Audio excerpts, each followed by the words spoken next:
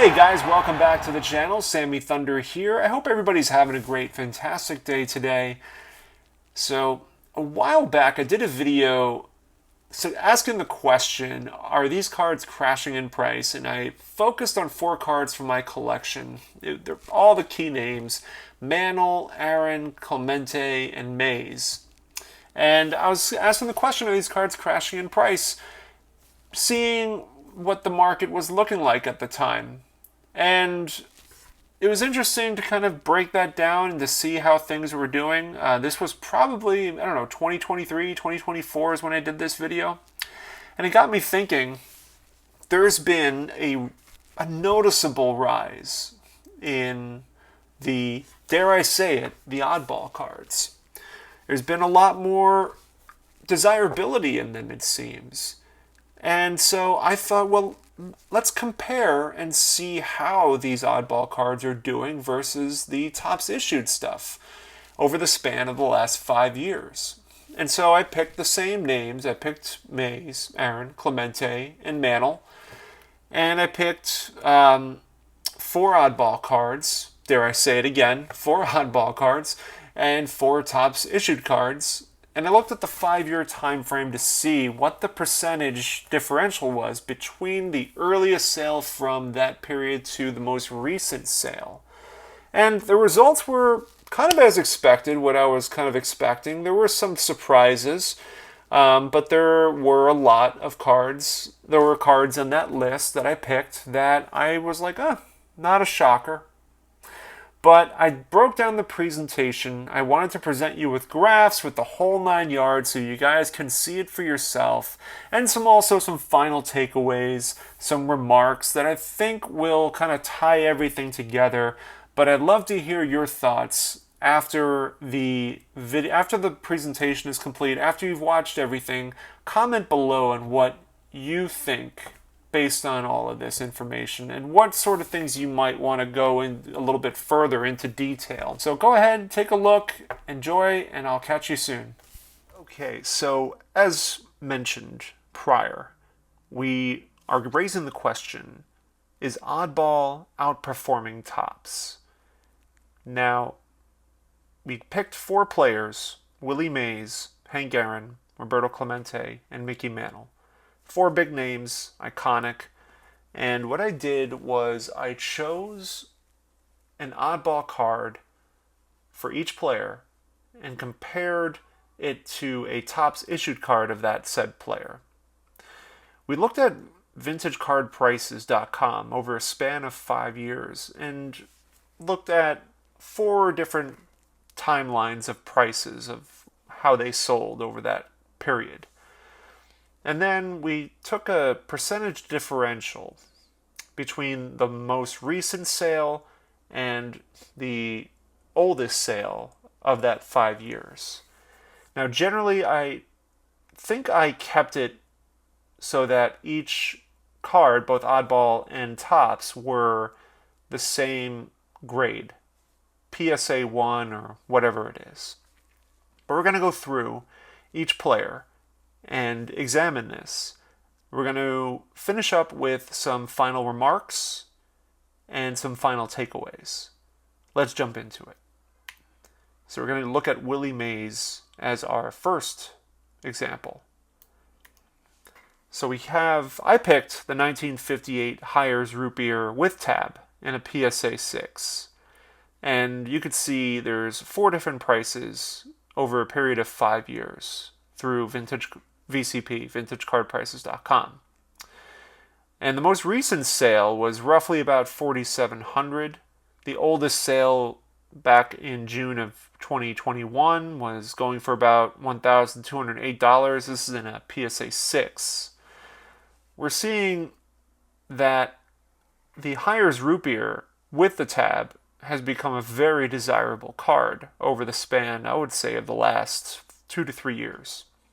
You can kind of see that growth occurring in around November of 2024 and blossoming even further into this year between those 2 sales.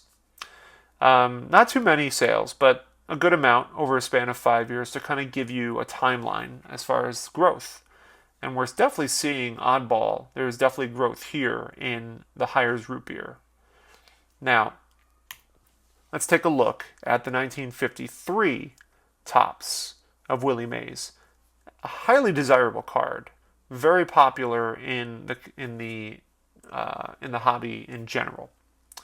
And again, I chose 4 different price points. The most recent was about $7,500. At most was one sold for $14,460 in March, roughly March of 2023. But I would say for the most part, you can kind of see dips here and there. The oldest sale being $5,520, and then one for $6,700 in June of 2024. So I would say for the most part, you could see that there has been growth between the around April of 2021 and August of 2025. A difference of roughly about $2,000. But if we look at the percentage difference, it's quite striking. Now, clearly, there's more sales for the Tops 53 than there is of the Hires root beer with tab. But if we look at the earliest sale to the most recent sale, both are seeing an increase. 36% for the Willie Mays 53 Tops, and a staggering 289% for the Hires root beer. It's quite interesting to see that dynamic. We're going to look at Roberto Clemente for our second player.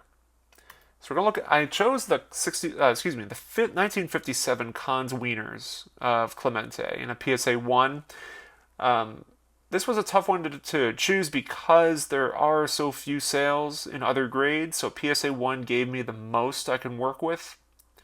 But similar to the Hires root beer with the Mays, you're seeing a crazy amount of growth between May 2021 and November of 2024. And for the most part, May 2021 going backwards, it's pretty consistent.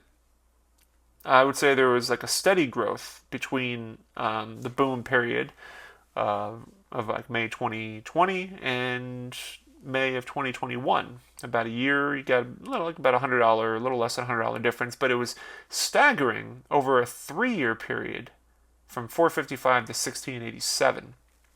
Quite an increase. If we look at the 1955 Tops, now this card has been sold repeatedly over just a ton of these cards out there. And we're seeing, again, dips, kind of like a roller coaster, ups and downs, and seeing that at the very beginning of the 5-year period, roughly before December of 2020, the card was selling for about $1,602 in a PSA 6. And if we're looking at most recent sales, is about $2,880 is the most recent sale. But obviously you're seeing, at some point November, December, early 2024, it sold for $5,250. And then another one between January and July of 2022 sold for about $1,827. So obviously, this card has been sold repeatedly over and over again. So many of them out there. And we're going to be going, when we get to the final remarks and the final thoughts, takeaways, and such, we'll kind of discuss this sort of effect as far as obviously there's tons of more sales. But if we just look at the, this 2020 sale of 1602 and 2880, we'll be able to kind of break that down in percentages. And similar to the Willie Mays, we're seeing growth in both his Tops card and his Kahns. Obviously, you can see the Tops had a 79% increase from 2020 to today, 2025, which is great.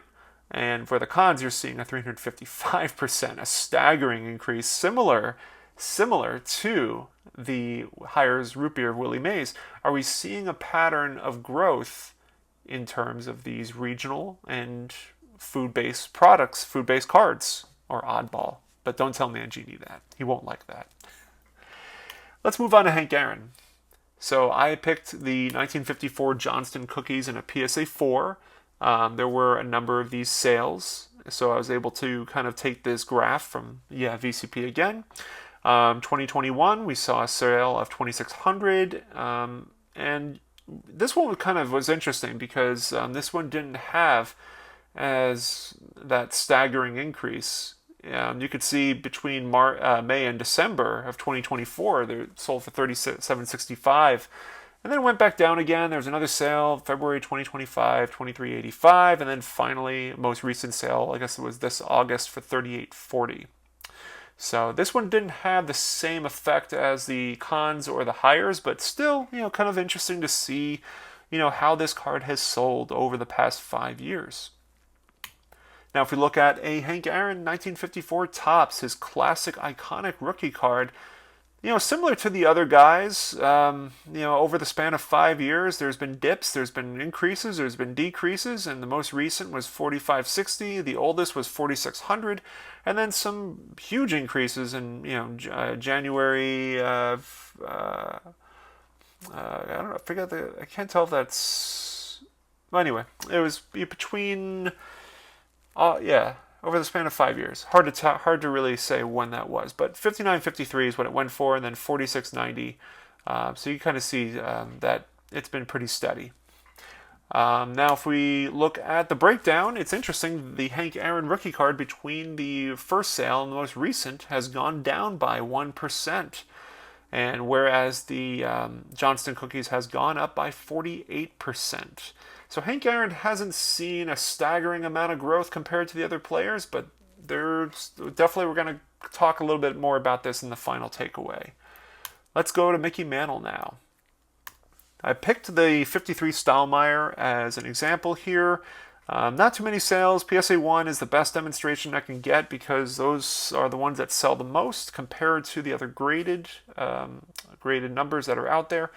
You can see October of 2020, one sold for $43.05, and the most recent was $66.91. There was another card that prior to that sold for $7,200 and $52.80. So there's definitely growth here. There was a dip, as you could see, kind of between the $52.80 and $7,200. There was a dip, but it has gone back up and dropped a little bit. But we're seeing an increase regardless for these food-based issues. And of course, we compare that to the 52 Topps. Over a 5-year period, there's been a lot of sales in a PSA 1.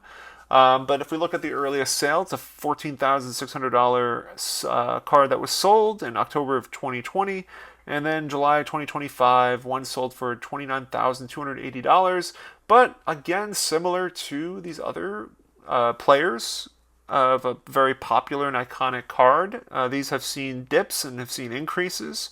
But nevertheless, the growth is there. I mean, people talk about this being the card. If you're ever to get one, it's a card that, a lot of people say is going to just keep going up and up and up because of how desirable it is.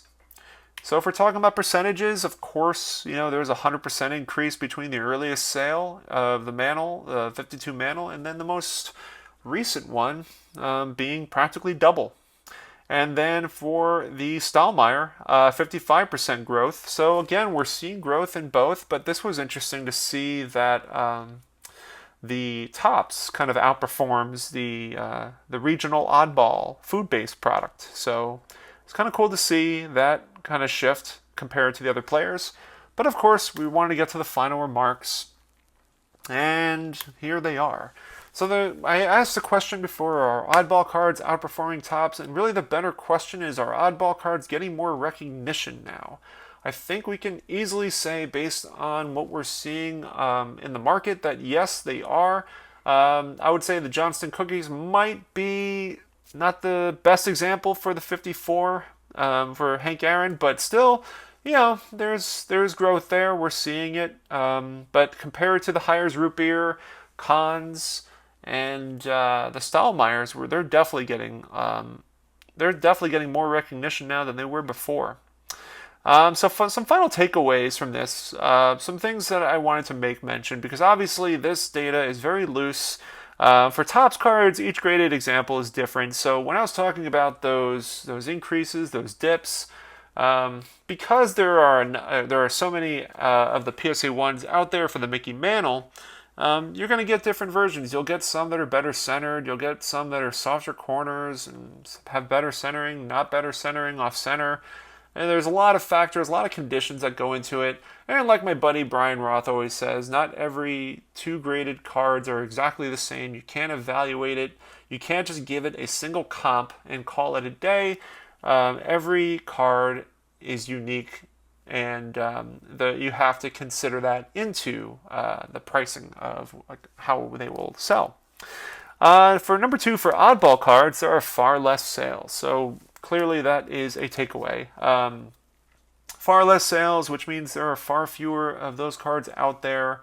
So does that factor into why they become more recognizable now because they're tougher to get? That's a hard question to answer. I'd say yes. I mean, I'd say there's definitely a market for people that just want to find tough cards, like myself, like some others here. But that leads to number 3. Topps Cards has a much bigger market.